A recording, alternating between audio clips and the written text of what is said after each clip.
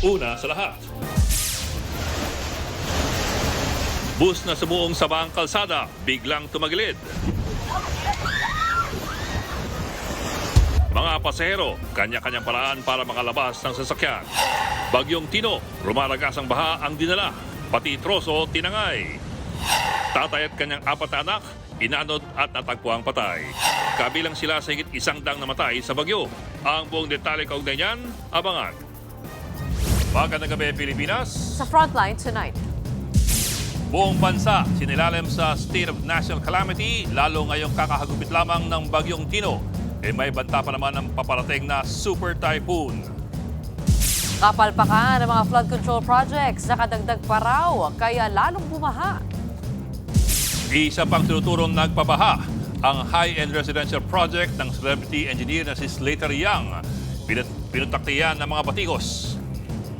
Salin ni na Pangulong Bongbong Marcos at Vice President Sara Duterte gustong silipin ng grupong akbayan.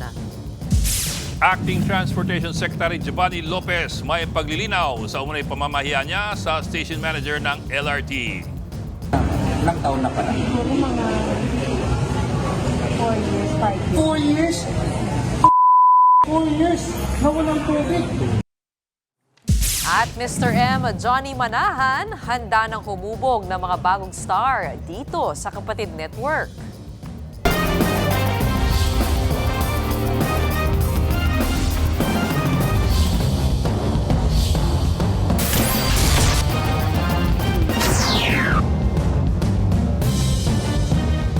Mga kapatid, dapat naman paghandaan ng isa pang paparating na bagyo. Ayon sa Pag-asa, magpapaulan yan sa maraming lugar at posibleng magdulot na naman ng pagbaha.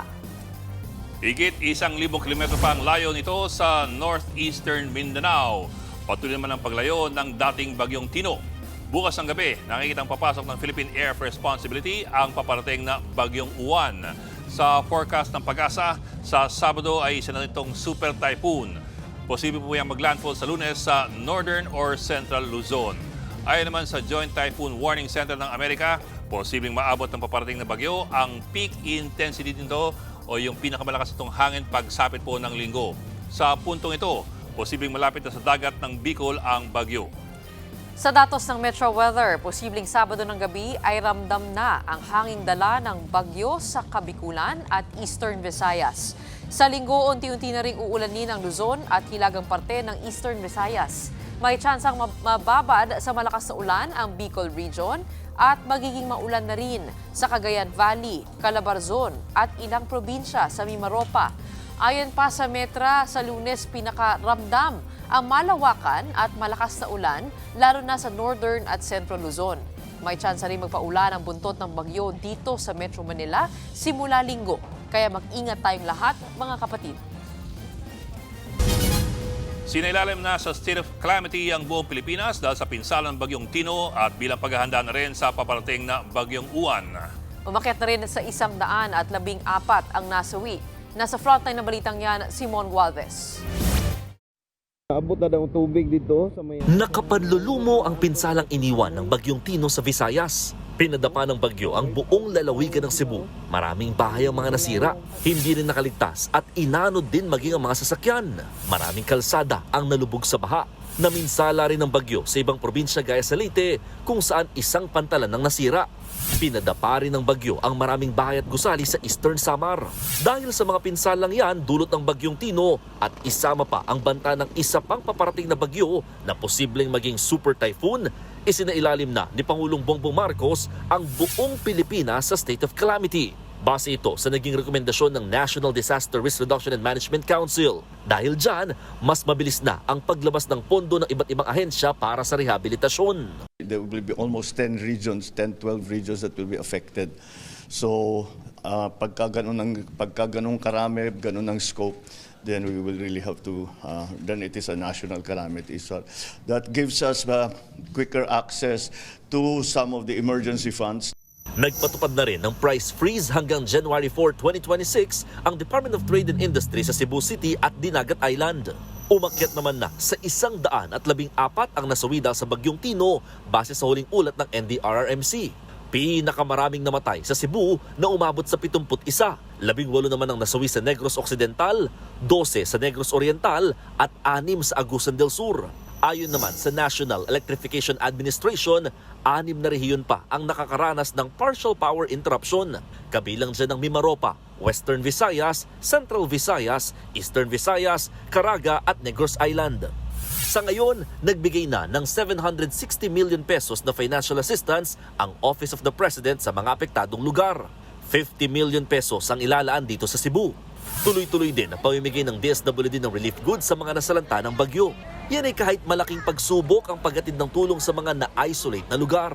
May mga roads po na makapal na po ang putik at hindi pa po kayang madaanan. Once we establish connections with the LGUs, ay agad po tayo na magpapahatid ng tulong. As of 6 a.m. this morning, ang Department of Social Welfare and Development ay nakapagpahatid na po ng mahigit 195,000 family food packs. Majority of the goods were distributed to Region 6, gayon din po sa Region 7. Nagbabalita mula sa Frontline, Mon Gualvez, News 5. Kapalpakan sa mga flood control projects, hinuturong dahilan kaya lalo pang bumaha sa Cebu. Paiimbisigan daw ito sa Senado. Nagbabalik si Mon Gualvez. Iniisa-isa ng pamilya ni Melay Vergara ang putikang bahagi ng purok mahogany sa barangay Kutkot na sakop ng Liloan sa Cebu. Hinahanap nila rito ang mga damit at ibang gamit na pwede pang mapakinabangan kahit nalubog sa putik. Tinangay do kasi ito matapos ang pagbahang idinulot ng bagyong Tino. Ang masaklap, kasamang inanod ng tubig ang buong bahay ni Melay. Walang-wala na, sir. Pati pira, wala na. Wala kaming pagkain. Iba na, wala na. Ubus tanan, pati bahay namin, wala. Nagkalat pa rin sa daan ng mga debris. Mapabahagi ng puno o bahay man, pati na sasakyan, lahat balot ng natuyong putik at nagkasira-sira na. Ang isang paaralan nga sa lugar, natibag din ang mga pader dahil sa ragasa ng baha. Samot-saring mga puno at halaman, may mga tipak pa ng bato at mga bahagi ng bahay ang naipon na dito sa isang classroom sa Tiltilod Elementary School sa bayan ng Liloan. Isa pa naman ito sa nagsisilbing evacuation center ng mga lumikas na residente. Kaya nang makita raw ng mga nasa eskwelahan na tumataas ang tubig, agad din sila umakyat sa mas mataas na palapag. Patuloy ding nakakakita ng mga bangkay malapit sa umapaw ng Kutkot River. Sa huling tala ng pulisya, aabot na sa 4 na po ang mga nasawing nakita sa bayan ng Liloan. 11 rito ang hindi pa nakikilala. Bandang tanghali naman, inaresto ang isang retradong pulis na nag-amok at nanutok ng baril. Pero depensa nito, nadala lang siya ng matinding pagkadismaya. Ninakawan mo kayo? Kuya, tingnan mo yun. Kita ang mga sasakyan namin, aircon namin, binakaw. Ikaw naman, biktima ka ng flash flood. Anong magtingin mo? Yun nga, basta yung kalamidad, marami yung looting. Pinabulaanan nito ng mga pulis at iginit na bantay sarado nila ang mga apektadong lugar. Sa Talisay City, literal na na-wipe out ang maraming bahay sa ilang barangay malapit sa Mananga River. Umapaw ang ilog dahil sa dami ng tubig na bumagsak mula sa bundok. Ang ilang residenteng may maswerte niligtas pang gamit, sa ilalim na lamang ng tulay piniling manatili. Umpisa na kami niya. Mahirap hanapin ang pira ngayon. Hindi naman na inakala na ganun ang mangyari. Sa tagal-tagal namin nanirahan dito, hindi naman ganun talaga naabot dito. Sana tulungan kami dito. Sa drone video ng News 5, makikitang nawala sa forma ang river wall na sakop ng Barangay Mohon sa Talisay. Pati na ang flood control project sa Kutkot River, bumigay rin kaya dito dumaan ang tubig. Ang mga residente magsisimula sa wala. Si Liza, pinagtagpi-tagping mga debris ang ginawang panimulang bahay. Hinukay niya raw sa putik ang kanilang bubong at mga damit. Wasak. Nandun na lang yung flooring. Wash out lahat. Wala na kaming gamit. Lahat-lahat, mga anak ko, wala na silang gamit. Wala na uniform, bag, pati lahat na gamit namin. Pino na rin ni Senador Bongo ang mga flood control project sa Cebu nang bisitahin niya mga nasalanta sa probinsya. Ipapasama raw niya ito sa ginagawang hiwalay na investigasyon ng Senado. Sabi na nga, ilang bilyon na po, 26 billion ang nagagastos. Sana ginamit na lang po yun sa mga evacuation center. Mas makikinabang yung mga kababayan natin. Nauna ng pinuna ni DPWH Secretary Vince Dizon ang ilan sa mga ito. Poorly planned, poorly executed, and we don't know kung may kagakuhan din dito. So that will be up to the ICI investigators to find out. Pero definitely, kaya may mga mananagot dito. Lives were lost here. Hindi to basta bahay lang. Nagbabalita mula sa frontline, Mon Gualvez, News 5. Nalibing ng buhay ang isang pamilya sa Cebu City sa kasagsagan ng bagyo, habang ang ilang bahay winasak ng baha at muntikan ng burahin ng makakapal na putik. Nasa frontline ng balitang yan si Dave Abuel. Gamit ang pala at piko, mano-manong hinukay ng mga rescuer ang bahaging ito ng Sitio Tagoon, Cebu City. Dito kasi nagka-landslide nang humagupit ang Bagyong Tino. Ang nag-iisang napuruhan niyan, ang bahay ng isang pamilya na may 4 na miyembro. Mula Martes, isa-isang may nahuhukay ang mga otoridad. Sa likod ko kita na puspusan yung paghuhukay ng mga tauhan ng Bureau of Fire Protection para matagpuan yung bunsong lalaki. Ayon sa hepe ng operasyon, nakita sa bandang pintuan yung panganay habang sa sala naman nakita yung mag-asawa. Ang problema ngayon, nasa taas kasi ng bundok ang bahay ng mga biktima. Sobrang tarik at lambot ng lupa, kaya pahirapan mahanap ang bunso ng pamilya. Hopefully sir, hinahanap po namin siya ngayon sir sa near the area po ng both parents sir, kasi hindi po accessible ng mga heavy equipments. Ayon sa mga rescuer, posibleng sinubukan pang lumikas ng pamilya bago malibing. Kwento ng kapitbahay ng pamilya, nakarinig sila ng dagundong ng magka-landslide. Ningkalit rin siya, tingog nga, murag, ningkalit na, mura na siya. Pagkatapos, wala naman ko'y nadungog nga lain, wapo kay bawag na inisinggit, kay tungod sa kusog sa hangin uguan. Una nga, maura pa akong nagbawan, pagkabuntag na, wako kay bawag nga, naanadi ay natabunan. Anong higayon na. Sa ngayon, nakaburol na ang mag-asawa at ang panganay nilang anak. Ang Sitio Comon sa Barangay Bakayan, Cebu City, tila na wipe out ng bagyo. Una nang nakuha riyan ang 13 nasawi. Ang iba namang residente, wasak na bahay ang binalikan. Balot pa ng makapal na putik, nagkalat din ng debris. Mga sanga ng puno, kaya ang mga Cebuano naiyak na lang. Hindi alam kung paanong babangon matapos padapain ng bagyo. Kasi wala na kayong bahay, wala kayong matitirahan.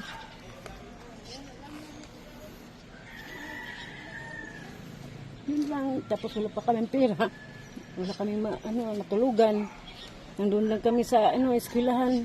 Iwan ko kung pwede ba kami magtukod. Hindi ko alam. Sir, dinayon mo po yung Andre, sir. Tungod sa ingani nga sitwasyon. Kuyaw na kayo po yun, Sa ngayon, nagbigay na ng 760 million pesos na financial assistance ang Office of the President sa mga apektadong lugar. 50 million pesos ang ilalaan dito sa Cebu. Nagbabalita mula sa Frontline, Dave Abuel, News 5. 49 patay at 52 nawawala sa pananalasa ng bagyo sa Negros Occidental. Kabilang sa mga namatay ang isang inanod ng baha at natagpuan gamit ang drone. Nasa frontline ng balitang yan si Gerard de la Peña. Sinuong ng bus na ito ang kalsadang nagbistulan ng ilog sa tindi ng bahang dala ng Bagyong Tino sa Binalbagan, Negros Occidental. Sa gitna ng biyahe, bigla na lang tumagilid ang bus. Ang mga sakay nito agad lumusot sa mga bintana. Basang-basa ang mga pasahero, pati ang kanilang mga gamit. Wala namang nasugatan at agad ding hinila ang bus. Sa bayan pa rin ng Binalbagan, nagpalipad ng drone sa binahang kalsadang ito sa Barangay Marina. Hinahanap nila ang isang taong inanod ng baha hanggang sa natabunan siya ng mga halaman. Nahagulgol ang kanyang mga kaanak. Sa tindi ng baha, pati ang mga troso napadpad sa residential area sa La Carlota City. Sa Canlaon City naman sa Negros Oriental, nagbabayanihan ang mga residente para maitawid sa bahang kalsada ang 3 kabaong ng mga namatay dahil sa bagyo. Iuuwi ang mga bangkay para paglamayan ng mga naulila nilang pamilya. Sa probinsya ng Negros Oriental, higit 10 ang namatay sa pananalasa ng Bagyong Tino. Kabilang sa mga nasawi ang senior citizen na si Reno Espora at kanyang 4 na anak na edad 20, 11, 10 at 4. Nakatira sila sa Barangay Panubigan kung saan umapaw at rumagasa ang ilog. Inanod pati ang mga malalaking tibak ng bato na dumurog sa bahay ng pamilya Espora. Ang mag-aama, inanod at natagpo ang patay. Bukod sa mga nasawi sa bagyo, 7 ang nawawala sa buong Negros Island. Kaya naman, puspusan ang retrieval at clearing operations. Lalo't kung hindi baha, makapal na putik ang iniwang pinsala sa ilang lugar. Nagkalat din sa kalsada ang mga naglalakihang bato, troso at sangkaterbang basura. Sa lakas ng ragasa ng baha, pati mga sasakyan, tinangay. Dagdag dagok din sa mga residente ang kawalan ng kuryente, tubig at signal. Nagbabalita mula sa Frontline, Gerard de la Peña, News 5. Sa ibang balita, isinumite na ng Independent Commission for Infrastructure o ICI sa Ombudsman ang ika-4 na listahan ng mga pinakakasuhan kaugnay ng flood control scandal. At kasama na naman dyan si dating DPWH Secretary Manuel Bonoan. Nagbabalik si Gerard de la Peña. What the world needs now is love. Yan ang nakasulat sa inilabas na placard ni Independent Commission for Infrastructure Chairman Andres Reyes Jr. sa kanilang press conference. Panawagan niya ni Reyes sa publiko sa gitna ng investigasyon sa bilyong pisong anomalya sa flood control projects. Kailangan pag-ibig Hindi yung swapan ka, ang pera tinatago mo, hindi mo share. Yun lang, we need love Ang lumalabas sa atin kasi parang gusto natin maging swapang atin na lahat. Sometimes, you have to realize hindi naman tayo mayaman na country. Ngayong araw, nagsumite ng ika-4 na interim report ng ICI sa Office of the Ombudsman. Kaugnay naman ito sa 95 million peso flood control project sa Bukawi, Bulacan.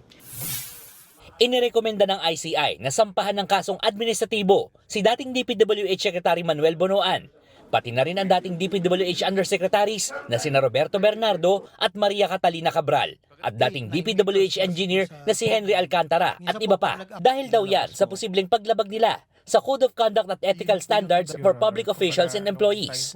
Inirekomenda rin na sampahan ng kasong administratibo at kriminal tulad ng graft at malversation of public funds sina Alcantara at iba pang dating DPWH engineers na sina Bryce Hernandez. Gayun din ang contractor na Top Notch. Biguraw ang mga opisyal na ito na siguruhing maayos na maipatutupad ang mga proyekto. No structure was constructed at the location specified in the approved bid plans. It's also noted that there are unjustified discrepancies between the as-built plans and the approved bid plans. Kumbinsido naman si Reyes na mga mambabatas ang mastermind ng modus ng flood control scam. May paliwanag siya kung bakit hindi pa makasuhan ang kahit sinong senador o congressman. We need whistleblowers.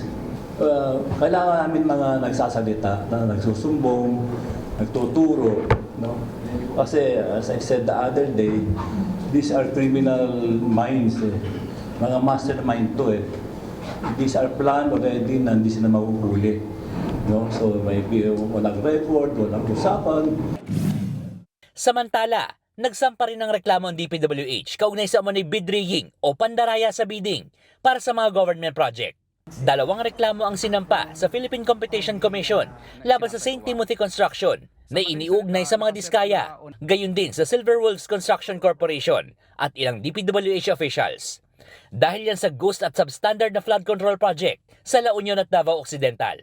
Posible raw makakolekta ng higit 3 bilyong pisong multa ang PCC kapag napatunayan ang pandaraya sa bidding. Nagbabalita mula sa Frontline, Gerard de la Peña, News 5. Hiniling ng ilang grupo sa Ombudsman na ilabas ang SAL-E ni Pangulong Bongbong Marcos, VP Sara Duterte at iba pang opisyal. Hamon daw nila ito sa gobyerno kung seryoso sila sa laban kontra katiwalian. Nasa Frontline na balitang yan si JC Cosigo. Sa pangunguna ng Grupong Akbayan, sama-sama ang ilang civil society groups na naghain ng letter request sa Ombudsman. Ang kanilang hiling, ilabas ang Statement of Assets, Liabilities and Net Worth o SALN ni Pangulong Bongbong Marcos, Vice President Sara Duterte, dating Ombudsman Samuel Martires at mga opisyal ng mga Constitutional Commission. Ayon kay Akbayan President Rafaela David, mahalaga na masilip at makilatis ang kanilang yaman. Ito ay test of this government's seriousness on really making sure that transparency and accountability is the rule of the land, lalo na sa harap ng massive corruption scandal sa infrastructure at lalo na sa flood control. Matatanda ang nilimitahan ang SALN access sa ilalim ni dating Ombudsman Martires dahil nagagamit daw ito sa pamumulitika. Pero biniligtad na ito ni Ombudsman Boyeng Remulla at inalis na ang restrictions o paghihigpit. We're hoping na yung parang tinago nung nakaraang 6 na taon or higit pa nga simula nung 2016 under the previous administration ay sana makita na natin once and for all. Malaking anomalya yung naging patakaran ni dating Ombudsman Martires na talagang hinarangan niya ang pagsasalabas ng SALN ng mga matataas na opisyales. Mahalagaan nila na mausisa ang SALN dahil dito malalaman kung nagsisinungaling ang isang public official. Bakit yung isang congressman merong 10 bahay sa Forbes at isang ektaryang property na ang halaga nun ay hindi mo na malaman, baka trilyon na. Pag binulat-lat ang SALN niya, at di nag-reflect yung mga properties niya sa Forbes, may tinatagong malinaw. Simula November 15, pwede nang hingin ang SALN ng government officials sa Ombudsman matapos ilathala ang memo ukol dito noong October 31. Sagot naman ng palasyo sa paghiling ng grupo sa SALN ng Pangulo. Hindi naman po pipigilan ng Pangulo yan. Hintayin po nila kung ano po magiging tugon ng Ombudsman. Wala pang tugon ang Office of the Vice President o ang kampo ni Martires ukol dito. Nagbabalita mula sa Frontline, JC Cosico, News 5. Posibleng makasuspinde sa serbisyo ang pulis na sa full sa video habang pagewang-gewang magmaneho ng motorsiklo na wala pang suot na helmet. Sinuspinde na rin ang kanyang lisensya at ipatatawag din ng LTO. Nasa frontline ng balitang yan si Ian Suyu. Mabagal, pagewang-gewang, walang helmet at nasa bike lane. Viral ang video na yan ng isang uniformadong pulis na pasuray-suray sa kahabaan ng Shaw Boulevard sa Mandaluyong. Revoke lisensya niyan. Ilang beses ding muntik mabangga ang kasunod nitong rider na kumukuha ng video dahil sa pabigla-biglang paghinto ng pulis. Dito mismo sa kahabaan ng Shaw Boulevard dumaan yung rider na pulis. Hindi malinaw kung nakainom ba ito pero base sa video ay pagewang-gewang siya. Pero ang malinaw, dumaan siya sa bike lane at walang suot na helmet habang nagmamaneho. Sabi ng NAPOLCOM, kahihiyan ng ginawa ng pulis na kinilalang si Police Master Sergeant Homer Urbano ng Eastern Police District. We immediately directed our Inspection, Monitoring and Investigation Service to investigate and file the necessary charges against Chief Master Sergeant Urbano dahil hindi nakakatuwa ginagawa niya. Nakakahiya siya. Very clear ang kanyang violations of law and he put the lives of other people at risk. Ang Land Transportation Office naman agad sinuspinde ng 90 days ang lisensya ng pulis na rider. Pinagpapaliwanag din siya ng ahensya. Ayon pa sa NAPOLCOM, posible ring masuspinde ang pulis sa serbisyo. Ang penalties na posible dyan ay 6-month suspension, demotion, o di kaya dismissal from the police service. Hindi tayo natatakot sa kahit na sino. Kahit ano pang ranggo niyan. Kinumpirma naman ng Eastern Police District na tauhan nga nila ang pulis na rider.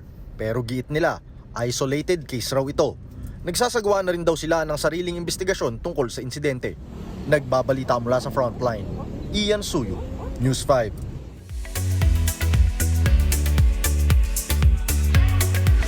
Showbiz Tonight na tayo. Handa nang humubog ng mga bagong talent sa kapatid network si Mr. M himself, Johnny Manahan. Formal na ngang pumirma ng kontrata sa MediaQuest Artist Agency at MQuest si Mr. M. Malaki ang pasasalamat niya sa opportunity na maging isang certified kapatid. Si Mr. M din ang nasa likod ng kapatid OPM Countdown Show na Vibe. I like to work with nice people. That's the very first quality I look for. My supreme mandate is to create a tougher, leaner, and more exciting center for artists. We are going to do brilliant things. Full force kanina ang MQAA talents na itinuturing na future generation of stars. Present din sa signing sina TV5 Chairman Manny V. Pangilinan, MediaQuest and Signal President and CEO Jane J. Basas, FVP and Head for Channels and Content Management Shena Olaso, MQAA Head Jeff Remillo, at syempre si TV5 President and CEO Guido Zabaliero.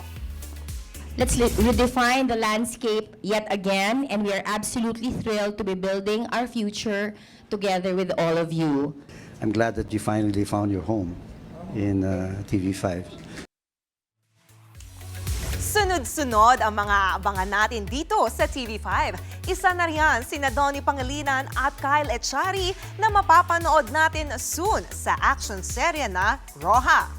Chika nga nila sa News 5, life and death ang kakaharapin na sitwasyon ni na Kyle na gaganap bilang head of security na si Olsen at Donnie bilang si Liam na head chef ng isla ng La Playa Roja. Bibida rin dyan sina Maymay Entrata, Kaimon Tinola, Janice de Belen, Joel Torre, Lorna Tolentino at marami pang iba. This November 24 na ang Roja, 8:45 p.m. pagkatapos ng Batang Quiapo. So yeah, La Playa Roja is one of the most high-end resorts in the Philippines. And our customers are, the top 0.01% of the Philippines, I would say. And bigla na lang may mangyayaring isang heist. More than just our story as brothers, maraming mga iba't ibang plotline na tulad na sinabi ni Donnie kanina, makaka-relate talaga yung ibang mga Pilipino dito. Actually, it's pretty timely if you ask me. Kaabang-abang din ang iba ko pang chika later, kaya dyan lang kayo. Susunod, high-end residential project ni celebrity engineer Slater Yang sinisisi sa matinding baha sa Cebu City. DOTR nagpaliwanag sa isyong pinahiya ni Acting Secretary Giovanni Lopez, ang station manager ng LRT1 Baclaran Station. Mga preso sa Malabon nagprotesta dahil sa kakulangan sa pagkain at sa paniningil sa mga dalaw. At ang pasilip sa debut film ni Robin Angles and Angela Muji na A Werewolf Boy. Magbabalik pa ang Frontline Tonight.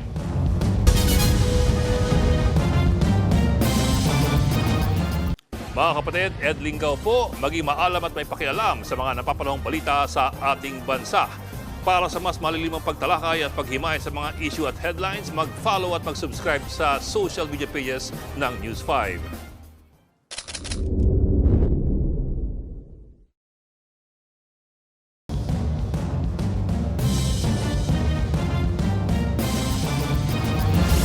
Pinutakte ng batikos ang celebrity engineer na si Slater Yang dahil yan sa condo project niya sa gilid ng bundok na itinuturong nagpalala ng baha sa Cebu.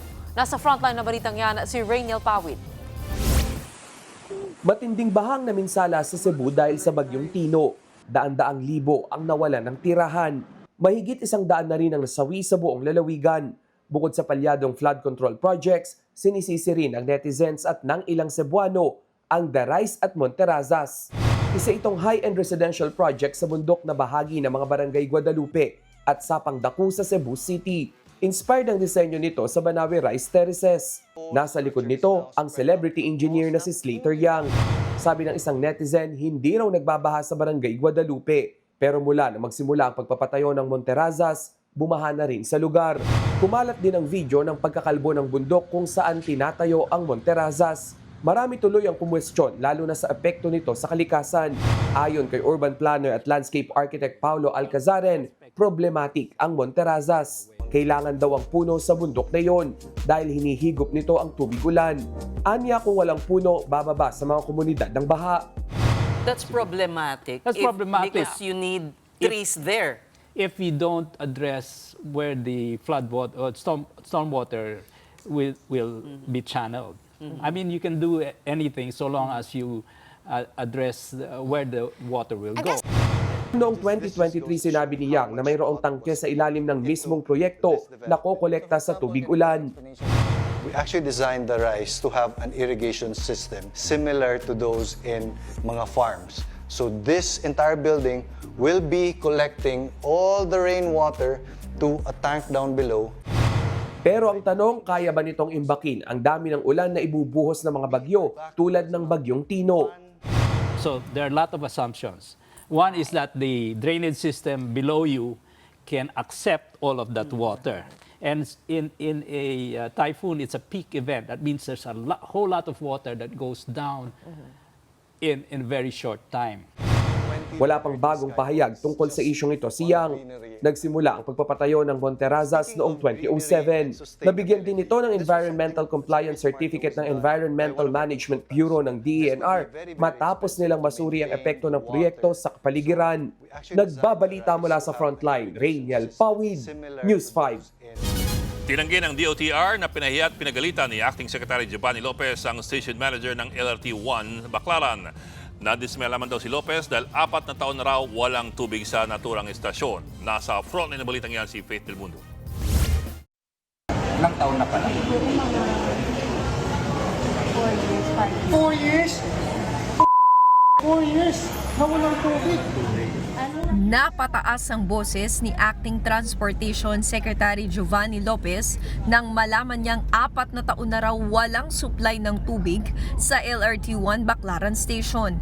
Sinabi yan sa kanya ng manager ng naturang istasyon, kaya nadismaya dyan si Lopez. Pero ang paninditan na yan ni Lopez hindi nagustuhan ng ilang grupo. Sa joint statement ng National Federation of Labor Chapter at ilan pang grupo, bagamat kinikilala naman daw nila ang malasakit ni Lopez sa mga commuter, hindi pa rin daw makatarungan na isisi sa ordinaryong empleyado ang anilay malinaw na lampas sa kanyang kontrol.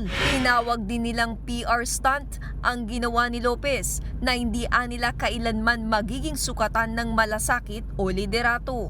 Kung may pagkukulang daw sa pasilidad, giit na mga grupo, kailangan daw ito pag-usapan ng pamunuan at ng pamahalaan at hindi ng isang tauhan lang. Pero paglilinaw ng DOTR, hindi naman daw pinahiya ni Lopez ang station manager. Hindi rin daw niya ito pinagalitan. Nag-ugat lang daw ang mga sinabi niya sa pagkadismaya sa sitwasyon sa LRT-1 Baclaran. Wala rin daw siyang intensyon na pahiyain ng sinuman. Dagdag pa ng DOTR, trabaho ng station manager na siguraduhin natutugunan ang pangangailangan ng kanilang mga pasahero. Bukod sa banyong walang tubig, pinuna rin ni Lopez ang hindi pa natatapos na pagkukumpuni ng passageway, pati na ang madulas na mga lakaran. Binigyan ni Lopez ng hanggang sa katapusan ng taon ang Light Rail Manila Corporation para maresolba ang lahat ng mga problema sa istasyon. Nangako naman ng LRMC na bibilisan nila ang pagsasaayos ng mga pasilidad. Nagbabalita mula sa Frontline, Faith Del Mundo, News 5. Nagprotesta ang mga persons deprived of liberty sa Malabon City Jail. Kabilang sa kanilang reklamo ang pagkain sa kulungan at pamamalakad ng kanilang warden. Nasa frontline ng balitang yan, si Gary De Leon. Nagsisisigaw at nagwawagayway pa ng watawat ang mga PDL o Persons Deprived of Liberty sa itaas ng gusali ng Malabon City Jail. Ang iba sa mga pasilyo nagprotesta. Ilang oras sumisigaw ang mga PDL para makuha ang atensyon ng publiko at media. Agad namang rumuspende ang ilang pulis at maging ang Bureau of Fire Protection. Kinordon nila ang lugar para protektahan ang mga residente sakaling magtangkang tumakas sa mga preso. Maya-maya, dumating na si Malabon Mayor Jeannie Sandoval at nakipagnegosasyon sa mga PDL. Tingnan naman namin kung anong mga problema. Maging mahinahon lang, ayusin natin pag-uusap at magkakasolusyon din yan. Ayos ba? Ang kanilang idinadaing ang kanilang pagkain sa kulungan. 75 pesos ang kanilang daily food allowance. Pero may mga araw na kulang pa raw dyan ang nakukuha nila. Kwento pa ng kaanak ng isang preso na tumangging humarap sa aming kamera. Minsan ay hindi rin daw nila makain ang inihahain sa kanila at mas masarap pa raw ang pagkain ng baboy. May reklamo rin ukol sa paniningil daw ng 150 pesos kada dalaw ng mga PDL para ipandagdag sa food budget ng mga preso. Iniimbestiga na ito ng BJMP pero pagdating sa inihahaing pagkain sa mga preso, heto ang kanilang sabi. Sa pagkain ng kalareklamo, kulang. And then, yung sinisigaw nila kanina, yung upo, masabaw, ganon. Pero may menu kasi na sinusunod ang BJMP. At ito ay sabay-sabay yung menu na to buong NCR. Tutol daw ang mga PDL sa paghihigpit ng kanilang bagong jail warden sa mga dalaw. Marami kasi daw requirement. Wherein sa atin naman talaga sa policy ng BJMP, bago tayo makadalaw ay talaga naghahanap tayo ng mga dokumento nagpapatunay na siya yung taong yun. Kasi iniiwasan natin na makapasok sa jail natin yung mga hindi naman talaga dalaw or yung may mga kaduda-dudang pagkatao.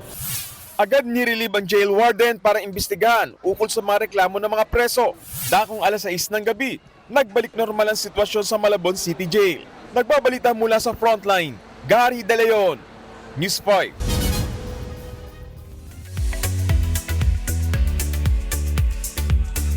May pasilip sa debut film ni Robin Angeles at Angela Muji na A Werewolf Boy. Sa teaser ng pelikula, ibang-iba si Robin sa kanyang nakasanayang boy next door look. Matinding preparations ang ginawa ng mga bida. Makakasama nila rito sina Candy Pangilinan, Yayo Aguila, Albi Casino at iba pa. Ang pelikula ay remake ng 2012 South Korea na movie na pinagbidahan ni Song Joong-ki at Park Bo-young. Susunod, 6 na nasawi sa bumagsak na helicopter sa Agusan del Sur, binigyang pugay ng militar. Ilang nasalanta ng bagyong Tino, kanya-kanya diskarte para may masilungan. May pansamantalang tumira sa malaking bakal na tubo. At ang K-pop group na 17 magko-concert ulit sa Pilipinas. Kailan kaya? Tutok lang mga kapatid dito sa Frontline Tonight.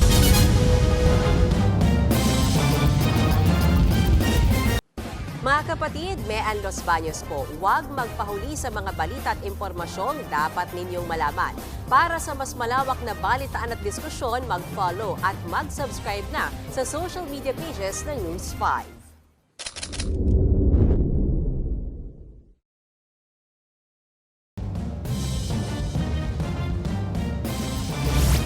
Bumuhos ang emosyon sa send-off ceremony ng 6 na namatay sa pagbagsak ng helicopter ng Philippine Air Force sa Agusan del Sur. Nakatakda silang iuwi sa kanilang probinsya. Aniya sa frontline sa balita si Bill Montalvo ng News 5 Mindanao. Humagulgol ang babaeng niya nang salubungin niya ang labi ng kapatid na si Sergeant Yves Sihob sa Davao City. Isa si Sihob sa 6 na miyembro ng Philippine Air Force na namatay sa bumagsak na chopper nitong Martes sa Loreto, Agusan del Sur. Kasama niya sina Airman Amir Kaidar Apion, Captain Pauli Dumagan, Second Lieutenant Royce Luis Camigla, Sergeant John Christopher Gulfo at Airman First Class Erickson Merico. Tutulong sana sila sa Humanitarian Assistance Disaster Response para sa mga binagyo ng madisgrasya. Binigyan silang 6 ng send-off ceremony at departure honor. Dadalhin ang labi ni Sergeant Sihob sa kanilang bahay sa General Santos City, habang sa Zamboanga City naman si Airman Apion. Sa Villamor Air Base sa Pasay City, dadalhin ang labi ng 4 pa nilang kasamahan. Kahapon ng tanghali, nakuha na sa crash site ang labi ng mga biktima. Dinala sila sa Davao City para sa autopsy at forensic examination. Nakakalungkot, nakakaiyak. Yung maririnig mo yung luha ng mga kamag-anak ng magulang. Yung ramdam mo yung sakit eh. Ayon sa Philippine Air Force, nagpapatuloy pa ang imbestigasyon sa sanhi ng aksidente. Nagbabalita mula sa frontline, Bril Montalvo, News 5, Mindanao. Kaugnay ng balitang yan, binigyan ng pagkilala ang 4 na tauhan ng Philippine Air Force na nasawi dahil sa bumagsak nilang helicopter. Binigyan sila ng full military arrival honors sa Villamor Air Base sa Pasay ngayong gabi. Emosyonal silang sinalubong ng kanilang mga kaanak na unang beses na sinayan ang kanilang metal caskets. Ginawa na posthumous Distinguished Aviation Cross ang mga pilotong sina Captain Pauli Dumagan at Second Lieutenant Royce Camigla. Gayon din ang kanilang crew na sina Sergeant John Christopher Golfo at Airman First Class Erickson Merico. Pagkilala yan sa kanilang naging sakripisyo at dedikasyon sa pagtupad sa kanilang sinumpaang tungkulin. Sa ngayon, nagpapatuloy pa ang investigasyon sa nangyaring insidente. Meron po nakakuha nga po ng ibang mga videos, so maaari rin po natin mapag-aralan po iyon. And of course, yung mga debris, we're trying to locate everything, although medyo matindi po yung extent po nung pagkasunog. Kaya doon po tayo nagkakaroon ng challenge. Nag-emergency landing naman ang isang Black Hawk helicopter ng Philippine Air Force sa St. Bernard, Southern Leyte. Ayon sa Philippine Air Force, nagkaroon ng technical problem ang helicopter. Nagsasagawa ng rapid damage assessment and needs analysis operations ang helicopter sa nasabing lugar nang bigla magkaproblema sa temperature readings sa isa sa mga makina nito. Nakalapag sa bakanting lote ang helicopter at ligtas naman ng isang piloto at ang 6 na crew nito. Patuloy ang investigasyon sa emergency landing. Imbis na sa evacuation center, sa higanting bakal na tubo, sumilong ang 2 pamilyang sinalanta ng Bagyong Tino sa Kalinog, Iloilo. Nakaimbak sa loob ang mga pagkain at ilang gamit, gaya na lamang ng payong. Ayon sa isa sa mga lumikas, mas pinili nilang manatili sa steel pipe kesa makipagsiksikan sa evacuation center. Sa Tapas Capiz naman, gumawa ng mga kurob o maliliit na kubo ang ilang sinalanta. Gawa ang kurob sa mga pinagsamang kahoy at trapal. Ayon sa isang pamilyang gumawa nito, mas ligtas sila dito dahil hindi basta-basta matatangay ng hangin. Abangan, higanting Christmas tree sa Cubao, Quezon City, pinailawan na. At BTS RM at Red Velvet Sulgi, nagde-date nga ba? Tuloy-tuloy ang balitaan dito sa Frontline Tonight.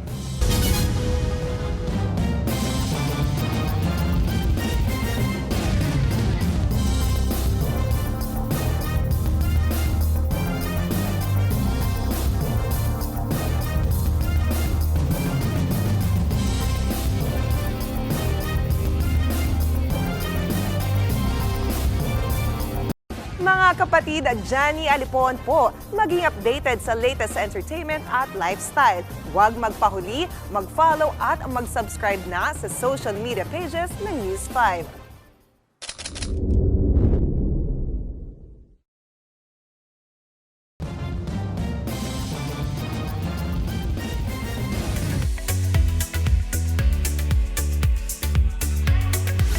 How true ang usap-usapan na nagde-date daw sina Red Velvet Sulgi at BTS RM.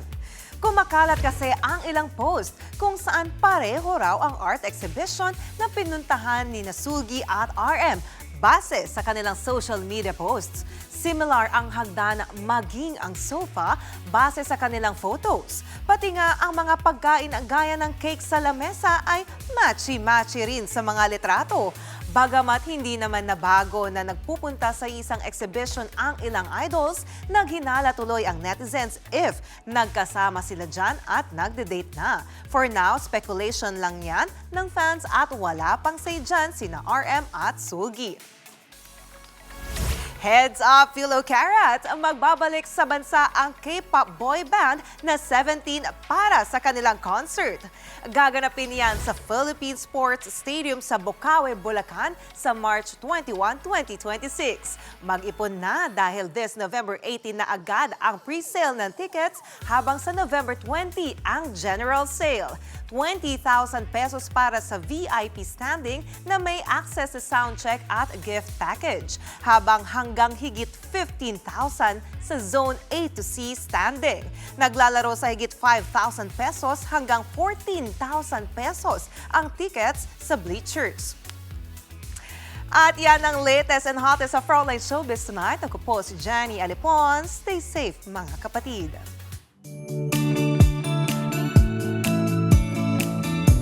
At para naman sa aming pabaong Pampa-Good Night, maagang Pasko sa Cubao, Quezon City. Pinailawan na kasi ang iconic giant Christmas tree doon. Tad-tad po ito ng mga regalo at mga candy. Namutik-tik din yan sa pailaw. 8,000 Christmas lights ang ginamit dyan. Daan-daan ang nakisaya sa Christmas tree lighting kanina. Meron pang mga dumalong celebrities.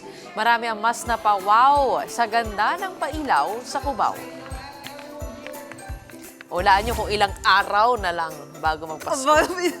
Eh di 50 minus 1. 50 kahapon, di ba? Hindi ko nang basa eh. Hindi ko nakikita. 49. Ang alam ko lang yung araw na bata kahapon. Oo. Yun So, nga. 49. Yung pangalan nung bata kahapon, kagabi, si Araw. Ay, gabi kahapon eh. Wala na. Hindi, pero dapat lahat tayo maghanda para sa bagyong Uwan. Oo. Pero pagkatapos si bagyong Uwan, anong pangalan ng susunod na bagyo? 2. Magandang gabi na po. Nag-usap ba kayong dalawa? Saglit lang. Kararating ko lang eh. So, nag-usap ba kayo? Hindi, pero seryoso. This early, get ready for Super Typhoon 1. Yung mga LGUs should start already checking yung NOAA website for hazard maps para alam ninyo. Actually, hindi lang LGUs, pati kayo. Check nyo yung noaa.edu.ph. Kasi dun sa metra natin, malaki yung Ang laki sakop, ng no? Yes. Parang halos kasing laki ng buong Pilipinas kung titignan mo yung imahe. Makikita mo dun sa litrato. Almost, Malaking-malaki talaga siya. Ako sa tarang buhay ko, parang ngayon lang ako nakakita ng ganyang kalawak na typhoon. At mas malakas ito kaysa sa Quintino. Medyo nakakatakot kung titingnan mo pa lang. Pero, Kaya huwag po ninyong nasa hintayin ng- Luzon, Visayas, Mindanao ay maghanda. Huwag kayong umasa sa iba hanggat maaari. O talaga naman, sa buhay talaga dapat huwag kang umasa sa iba. in all aspects, no? May hugod siya, no? Uy, 31 na. Teka, wait na. Sige, yan po ang 45 minutong pag-image malaking headlines. Balitaan at diskusyon para sa paghubog ng matalinong opinyon. Kami yung kapatid sa Baltans Public Service. Sa ngalan po ni Mian Los Baños Oreseo, ako po si Gretchen Ho. Ako naman po si Ed Lingao, walang iwanan sa Frontline Tonight.